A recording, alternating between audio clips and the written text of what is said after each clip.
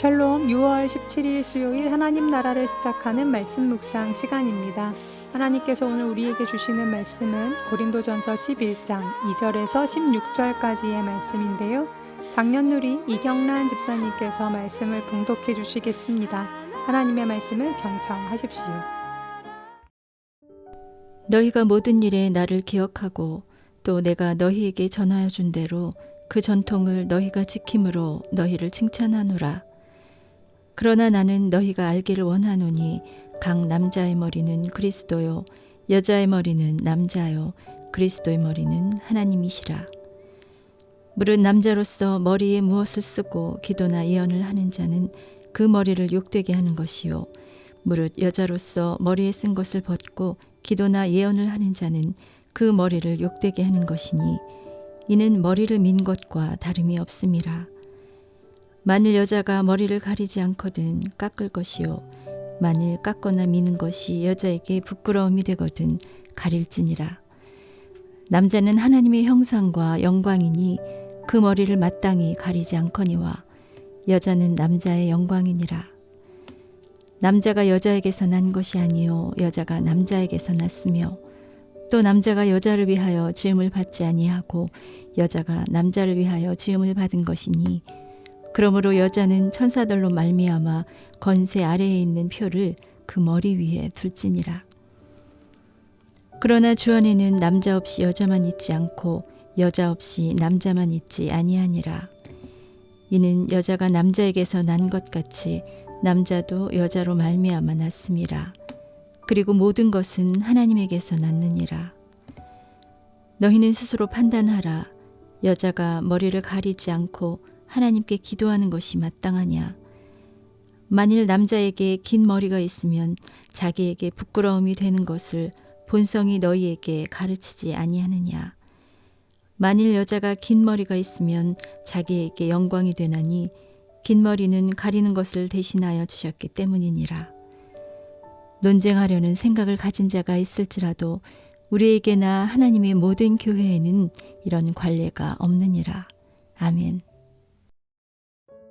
이슬람권 국가들을 보면 여성들이 히잡을 쓰고 다니는 모습을 쉽게 볼 수 있습니다. 특히 이란과 같은 나라에서는 오랫동안 히잡 착용을 법으로 의무화해 왔는데요. 거기에는 여러 이유가 있습니다.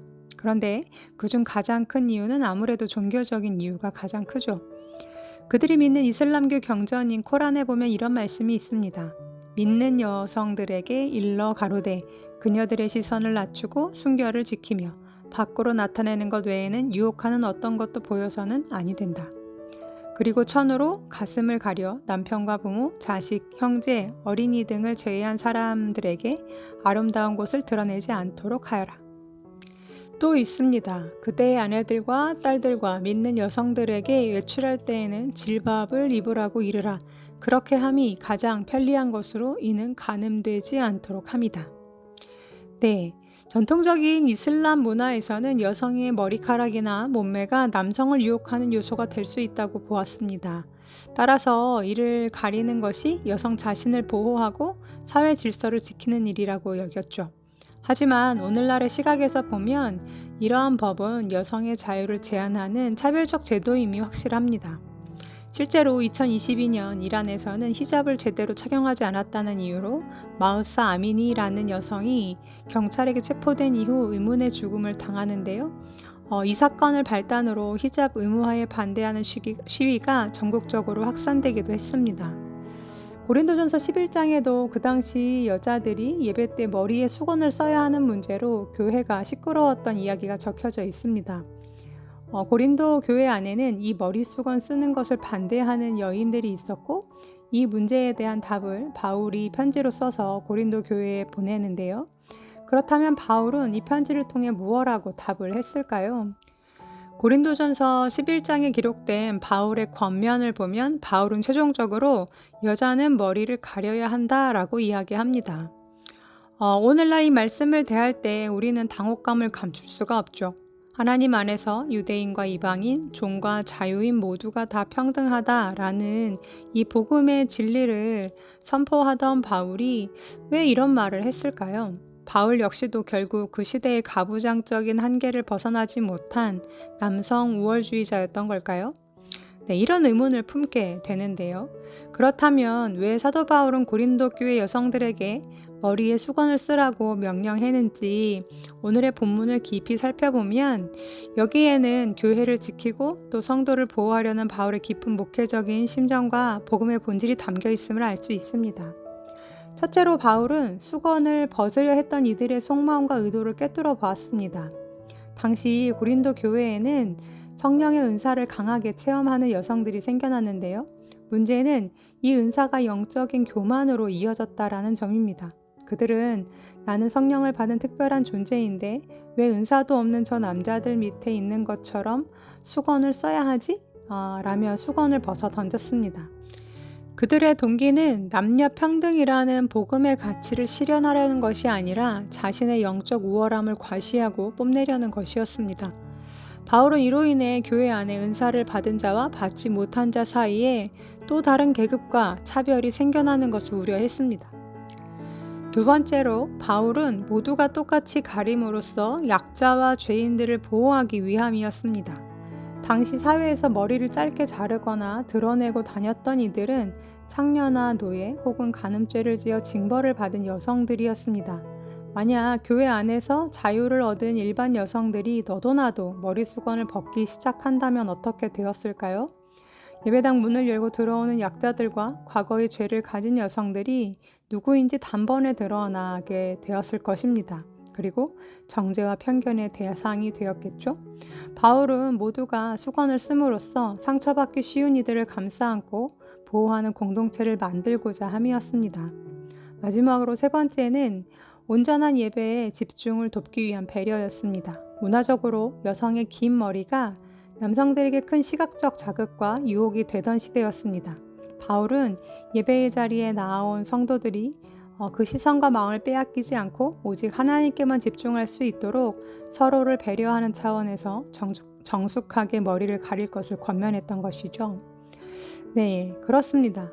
우리 사랑하는 우신 가족들, 우리가 믿는 하나님은 차별의 하나님이 아니십니다. 본문 11절과 12절에서 바울은 분명히 선포합니다. 그러나 주 안에는 남자 없이 여자만 있지 않고 여자 없이 남자만 있지 아니하니라. 이는 여자가 남자에게서 난 것 같이 남자도 여자로 말미암아 났음이라. 그리고 모든 것은 하나님에게서 났느니라. 이 바울의 메시지는 남자가 여자 위에 있다는 서열의 논리가 아닙니다. 우리 공동체 위에는 오직 한 분, 하나님 밖에는 그 누구도 위에 서서 군림할 수 없다라는 선언입니다. 지난 고린도전서 8장 1절 말씀처럼 지식은 교만하게 하지만 사랑은 덕을 세웁니다. 나에게는 머리 수건을 벗을 자유도 있고 내 권리를 주장할 만한 지식도 있지만 그러나 나의 자유가 누군가에게 상처가 되고 공동체의 질서를 깨트린다면 기꺼이 그 자유를 제한하는 것이 복음을 아는 사람의 사랑입니다. 내 주장과 권리보다 남을 먼저 생각하고 존중하고 배려하며 사랑의 덕을 삶의 우선순위로 두는 우리 우신 가족들 다 되기를 소망합니다. 함께 기도하시겠습니다. 사랑의 하나님, 나의 영적 지식과 자유가 누군가를 정죄하거나 나를 드러내는 교만의 도구가 되지 않기를 바랍니다. 내 자유보다 남의 유익을 먼저 구하라 했던 사도 바울의 가르침처럼 오늘 만나는 이들을 배려하고 존중하는 사랑의 삶을 살게 하여 주옵소서.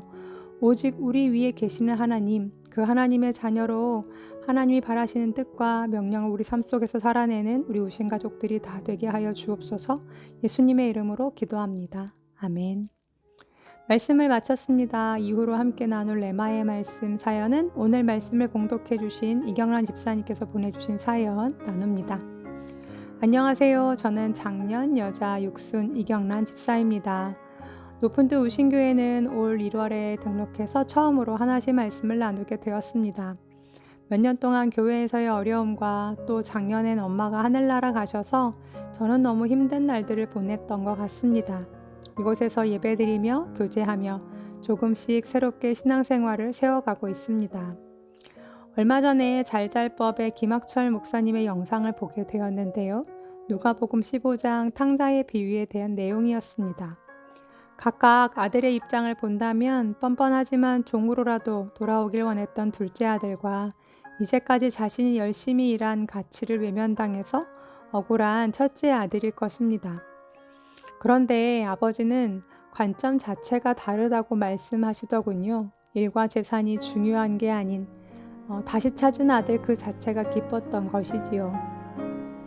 그래서 그것에 대해 31절, 32절 말씀에 너는 항상 나와 함께 있으니 내 것이 다 내 것이로되 이 내 동생은 죽었다가 살아났으며 내가 잃었다가 얻었기로 우리가 즐거워하고 기뻐하는 것이 마땅하다 하니라고 말입니다.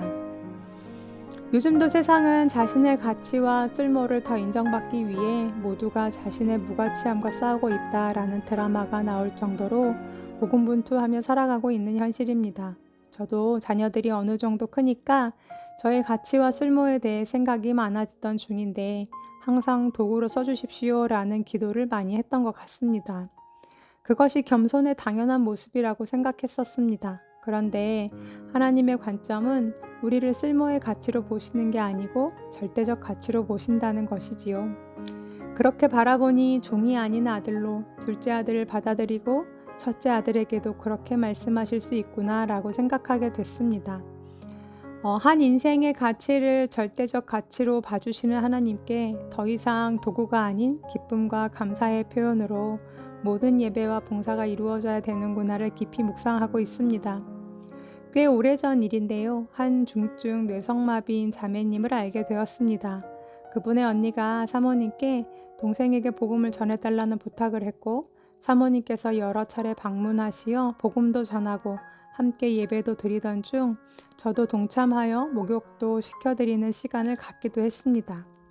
그러다 갑자기 자매님의 소천 소식을 듣고 장례식장을 갔었는데요. 정말 딱 빈소만 차려져 있고 노모와 가족 외에는 찾아올 지인이 없었습니다. 단 이틀의 장례식을 치른다는 얘기를 듣고 40여 년 동안의 자매님의 외롭고 고립된 삶이 너무 안타까워서 많이 울었던 기억이 났습니다. 그래도 아무도 몰랐던 그 자매에게 주의 복음이 전하여지고 누워서도 기쁨의 찬양으로 예배드리던 그 자매님의 얼굴이 아직도 눈에 선합니다. 저도 제가 자주 무익하다고 느껴질 때가 많은데요. 주님은 저의 쓸모보다 그냥 저로 봐주시고 시시때때로 여러 가지 모양으로 깨달을 수 있도록 회복시켜 주시는 은혜에 감사를 드립니다. 오늘도 일하시고 계시는 주님의 절대적 가치의 사랑 안에서 가정과 공동체의 구성원들을 인정하고 바라보며 더 자유롭고 은혜로운 하루가 되시길 기도합니다.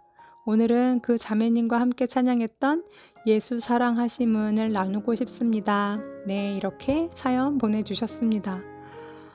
신앙의 길을 걸으면서 어려웠던 복음이 갈수록 명료해짐을 느낍니다. 복음은 다른 것이 아니라 너는 소중한 존재야, 내가 너를 존재 자체로 사랑해 인 것 같습니다. 참 사랑을 잃어버리고 비교 가득한 세상을 살아가면서 우리가 그 사실을 스스로에게도 또 남에게도 인정하고 적용하지 못하고 있음이 문제죠. 쓸모가 아닌 존재로 오늘 나를 사랑해주고 남을 사랑해주는 그런 하루 되시길 소망해 봅니다. 그럼 집사님께서 추천해주신 찬양 들으시면서 더 깊은 묵상 하시겠습니다.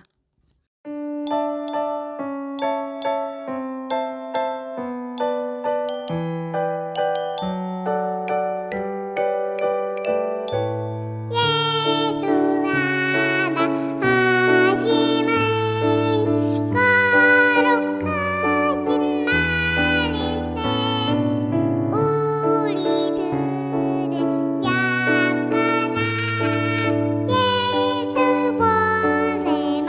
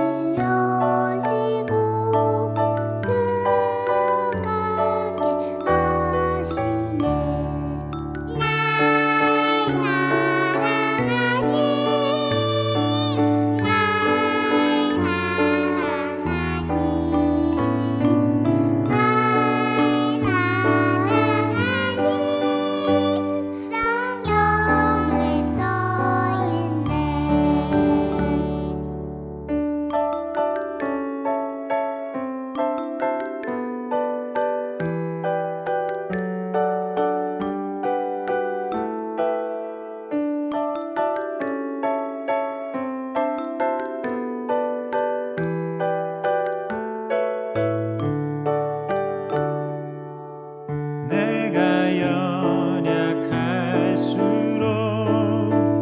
더욱 귀히 여기사 높은 보좌 위에서 낮은 나를 보시네.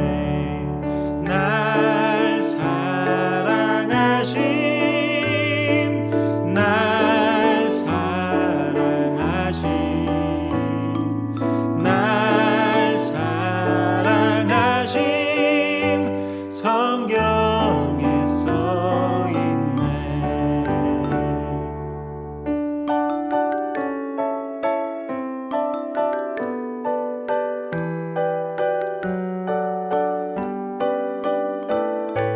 세상 사는 동안에 나와 함께 하시고 세상 떠나가는 날 천국 가게 하소서.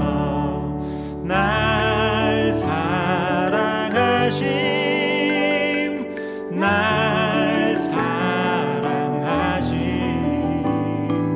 날 사랑하심, 성경에 써 있네. 날 사랑하심,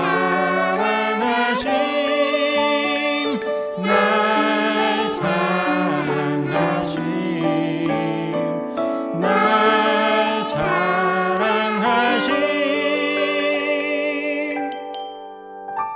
성경